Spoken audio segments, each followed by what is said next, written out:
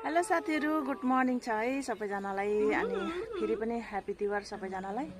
अनि आज चाहिँ भाइटिका भनेर अनि हामीले चाहिँ हिजो जहाँनेरि रोटी बनाएको थियौँ त्यहीँनेरि आज खाना हामीहरूको भर्खर यहाँ सब्जी बन्दैछ। अनि एउटा सब्जी त्यहाँ छ कि बाहिर आगो बनाउनु चाहिँ सजिलो पनि अनि मिठो पनि हुन्छ, त्यही भनेर हामी चाहिँ बाहिर किन ग्यास खेर गर्नु भनेर त्यही भनेर हामी चाहिँ बाहिरै बनाउँछौँ।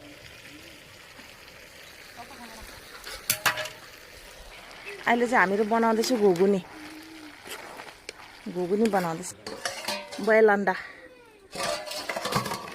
मैले चाहिँ अहिले तिलको अचार बनाउन आँटेको छु है। यो तिल र यो औटेगाको चटनी चाहिँ एकदम मिठो हुन्छ नि त। अनि कार्तिकमा कालो चिनिसको चटनी चाहिँ खानु अरे भन्छ नि त।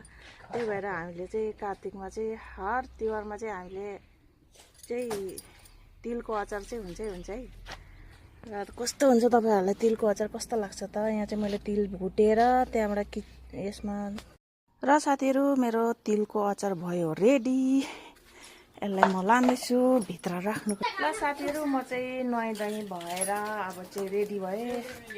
अब चाहिँ माइतीलाई पर्खिनु पर्ने हुन्छ हामीलाई। अनि हामीले चाहिँ यहाँनिर सबै तयारी पारेर आएछौँ। यसो सानो गिफ्ट सिफ्ट भनौँ न, अब माइतीलाई दिनुपर्ने।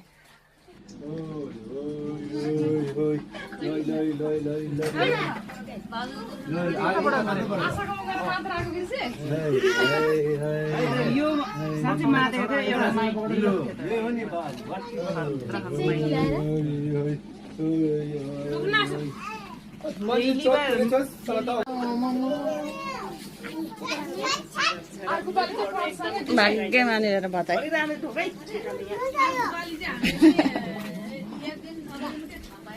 हामीले पनि त्यस्तै गर्यो यसपालि चाहिँ। सबै लाइनले ढोक के माने भाग्य मानी भयो।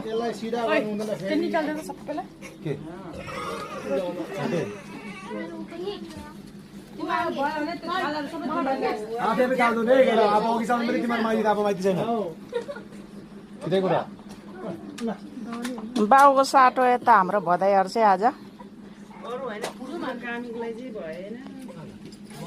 त्यो त डबल दिउँला नि त। न्याम छैन भने म ढक्दैन। हाम्रो कति क्युट लागिरहेछ सबैभन्दा ठुलो माइती।